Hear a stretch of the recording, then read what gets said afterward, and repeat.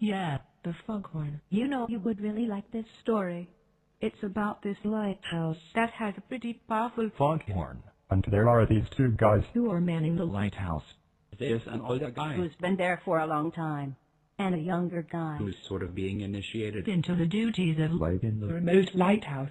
And while he's talking About his experiences in managing the lighthouse over the years, the older guy starts to tell the younger guy about this ancient creature who can be awakened by the sound of the lighthouse's foghorn.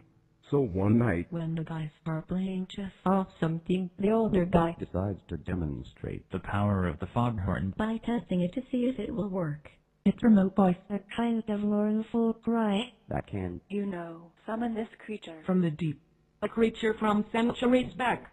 The narrator of the story, The younger guy says, so then he turned it on. he turned it on and we waited. And sure enough, The creature emerges from the deep, And approaches the lighthouse, recognizing the sort of familiar voice in the foghorn, and heading for its beam of light.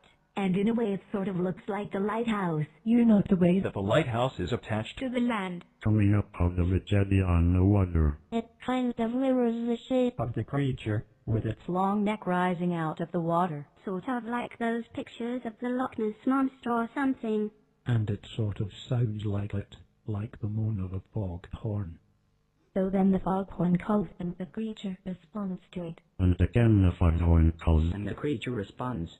So then, the lighthouse keeper wants to see What happens if they turn the foghorn off?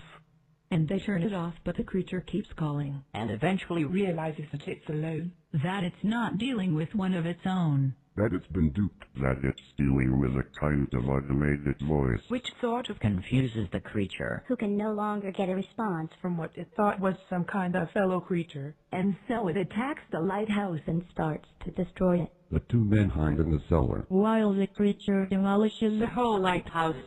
In the end, The narrator describes imagining it going back to the deeps and hiding again and hiding again, and maybe waiting for a time when one of its, own kind would someday return. again.